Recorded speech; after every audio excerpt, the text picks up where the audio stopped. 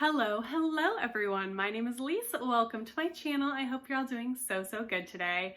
We are doing my wrap up for the month of November, and there was some mixed baggedness with this month. Some good stuff, some stuff I didn't love, that didn't resonate as much, but I'm excited to get into it because I definitely feel like I'm back in a little bit of a reading groove, like it's happening more consistently for me, and I'm very excited about that, to say the least. So let's dive into the books. Like usual, we're going to talk about them in the order that I read them, and I hope you enjoy. So first book we read for the month was a nonfiction, and it was in fact Nonfiction November. I read 3 nonfiction books in this month, and this was the first, and it is Ride or Die by Shanita Hubbard, and the byline for this is A Feminist Manifesto for the Well-Being of Black Women. This one is published by, let's see, Legacy Lit, and this book is a collection of essays that interweave personal elements from the author as well, and I really like the integration of that. The one essay that sticks with me the most is the titular essay, Ride or Die. She's talking about the concept of ride or die chick and how that's very problematic for Black women, and then she talks about her own experience kind of living into this ride or die chick ideal and how that was harmful for her and how she kind of came to realize that. It was a great essay. Some essays I loved more than others and resonated more than others, but I will say this book is not written for me, and that's totally fine. It doesn't need to be. It's written for Black women, but I still really enjoyed the reading of it and got a lot out of it, even if it isn't life-changing, but that's okay because it's not supposed to be for me. So that is Ride or Die. Definitely recommend. Think is great if you're interested in hearing some very interesting essays about what it's like to be a Black woman. So that is that one. Next up, what did I even read next? Oh yes, okay, so next up we have a big book here. That is The 100 Nights of Hero. This is by Isabel Greenberg, and it's published by Little Brown. It is a graphic novel. I'll show you a little bit of the art style here. It's got this like very hand-drawn art style, and the color scheme is like mainly black, but it has some of the primary colors interspersed throughout it as well. So there's a little bit more. And this is a retelling of Scheherazade, and I really enjoyed it. It's a sapphic retelling of Scheherazade. I thought it was fantastic. The ending was everything I wanted the ending to be, and I did enjoy the art style, but my one gripe with this is that the text is kind of hard to read. So if you take a look at that, sometimes I had to really strain to see what a certain word was, but that's really my only gripe. Otherwise, I love this and I would highly recommend if you're interested in a sapphic retelling of Scheherazade. Next up, we have another book that was gifted to me, and that is a romance called Weather Girl. This is by Rachel Lynn Solomon, and it's published by Berkeley. This is my first by this author, and I do think I definitely want to pick another one up. It follows Weather Girl, a weather woman, and someone else that works at the same news studio as her. He is the sportscaster, is that what you call him? I don't know. But she's a meteorologist, he does sports, and they're both very passionate about their jobs, and that's a good connection point for them. But they are essentially trying to work together to get their bosses' relationship back on track. Their bosses for their respective departments are divorced, and they have a very tumultuous relationship that creates a toxic environment at work, honestly, for most people. So they hatch this plan at a work party one night when they're drunk to try and get them back together because they think they still might be in love. So as they do that, of course, they start to realize that there might be a romance between the two of them. It's very heartwarming. There are some heavier themes around mental illness in this book. The main character struggles with depression, and that's pretty heavily talked about in detail, so know that going in, but the representation I thought was pretty good. I think that added to the book overall. It wasn't my favorite romance of all time, but I had fun. So that was Weather Girl. Next up, we have honestly a pretty big disappointment for me, and that's just because I wanted so much more from this book. I had high hopes. And that is The Devil of the Provinces by Juan Cardenas, and it's translated from the Spanish by Lizzie Davis. This is published by Coffee House Press. It was longlisted for the National Book Award in translation this year, and it's a crime novel. This is specifically a crime novel that has kind of speculative elements, like some magical realism stuff going on, but it follows a man who's now in his 30s, I believe, who goes back to his hometown in Colombia, which he never wanted to go back to, but he goes back because he gets a job there, and he ends up sort of confronting the loss of his brother. His brother was murdered back in the day. But honestly, this book was so fever dream-like and fragmented, it just did not all come together for me.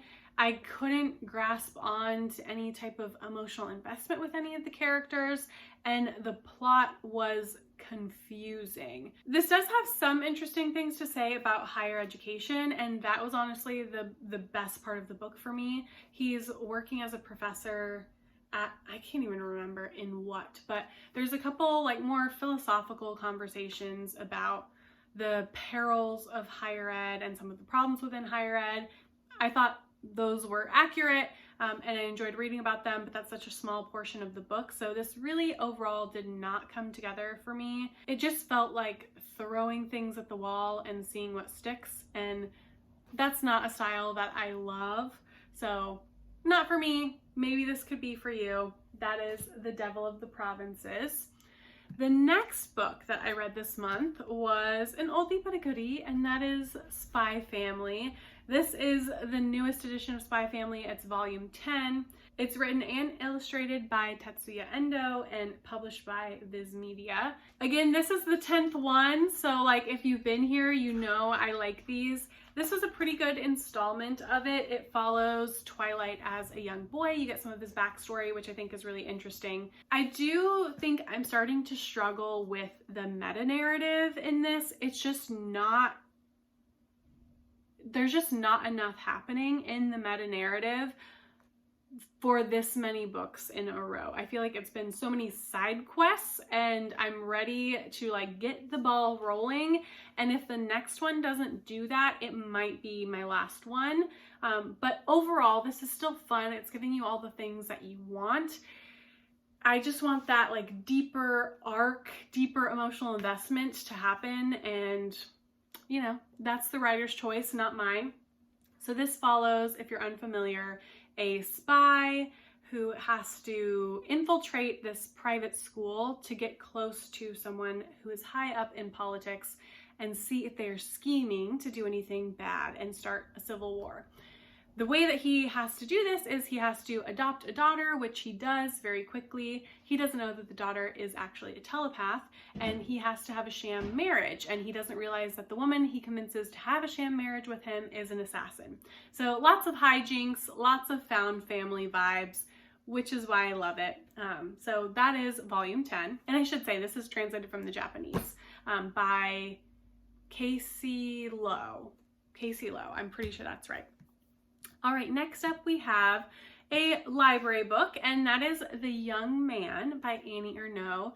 These are translated from the French by Tanya Leslie, I believe, and published by Seven Stories Press. And I really enjoyed this. I've been on a little Annie Ernaux kick, as a lot of people have, after she won the Nobel Literature Prize last year. And she mainly writes nonfiction. Again, mainly very short form, and this follows that mold. It is about a relationship she has with a man, an affair she has with a man, which A Simple Passion is also about, but this is kind of like a different take on it, and I still really enjoyed it. She just has this really keen, observing eye and a way to analyze herself that feels so objective, even though I know it inherently can't be. Like, she has really wrestled with a lot of this stuff and has tried to lay it on the page as honestly as she can. I've talked about this before with her writing. I think some of that has to do with her lack of adjectives as she writes. It allows you to see the story in what feels like, at least, a more factual way. And I know, again, that that's not inherently true, but that's the way that her writing makes you feel, and I just love it. And she writes inherently about the relational dynamics between people, which I am just personally fascinated in. So I loved it. You know, at this point, I'm a fan. I'm probably gonna like the majority of what she writes. So really enjoyed The Young Man. It is very short. I want to say it's like 50 pages or something like that. So really, really short. You could read it very quickly, but highly recommend. Next up, we have another library book, and that is I'm a Fan. This is by Sheena Patel, and in the US it's published by Grey Wolf.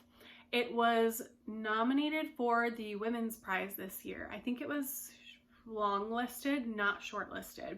I did really enjoy this as well. It is about internet infatuation, maybe. It follows an unnamed narrator who I think is in her young 20s, and she is very displeased with her life. She thinks that she should be more successful than she is, and feels like she has a place in the upper echelons of society. If only they would give her a chance, that's where she belongs. Her most direct line to this type of lifestyle is a relationship she has with a man who is kind of high up in the art world. She is in the art world herself, but definitely at the lower level. And he is very charismatic. He's very emotionally unavailable, which he's upfront with, and she just doesn't want to believe or thinks that she can change him. And so she really becomes infatuated with him and the idea of him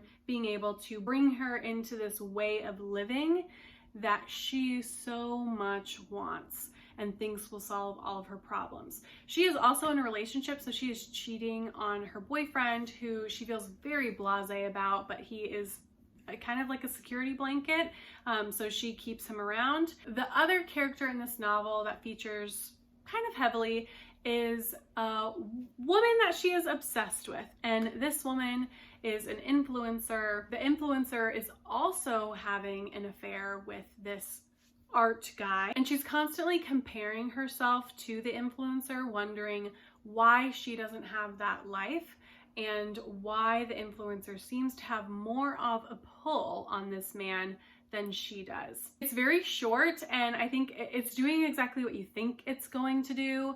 It's talking about some of the perils of parasocial connections and comparisons that we can make, and how those can be really harmful for us in a lot of ways. And also, they're by nature performative, and that's really interesting, getting juxtaposed to the art world, which is kind of another performative art space, if you can see influencing as a performative art space. So I thought that was really interesting for those two to come together. But yeah, enjoy this overall. Very propulsive. It's told in vignettes, and I think it's a really quick read, but also a really rich read for how short it is. So enjoyed. I'm a Fan, would definitely recommend that. Now, the next book was, I think, my favorite book of the month, and that is Drowned City, Hurricane Katrina and New Orleans, written and illustrated by Dan Brown, and this is published by HarperCollins. It's a really short graphic nonfiction about Katrina itself while it's happening, and then a little bit of the aftermath. I thought this was so good, and this thing is scathing of the government mainly and their response to Katrina. There's a little bit of the art style. He names names, right? Which I think is great, because the way that Katrina was handled as a publicity stunt in a lot of cases for some of the politicians at the time, the way that the emergency response was handled by FEMA and the people in charge at FEMA at the time was really atrocious and cost people their lives. And he is just very explicitly putting that at the forefront, while also centering a lot of the everyday people who were actively being affected and fighting for their lives while this was happening. It does a really good job in a short amount of time of showing, you know, the great compassion and generosity of humanity, and the great greed and fraud of humanity, all in this tight little bundle. It is so good. I highly recommend you pick this up. He has another one on the Dust Bowl, which I definitely want to get. I know very little about the Dust Bowl, so really excited to pick that up. I'm probably going to read it next year, and definitely recommend Drowned City. It's so good, and I will reread it for sure. All right, next we have a big boy, and that is Pachinko, a Picante Beef Baby. One more down for me. I needed to basically get to one almost every month at the last half of this year in order to meet my goal, and we're doing it. So Pachinko is by Min Jin Lee, and this one is published by Grand Central. And this is a well-known and well-loved novel, and for good reason. I really enjoyed this. I didn't love it like favorite book of all time, but I did really enjoy it and think it was very well written.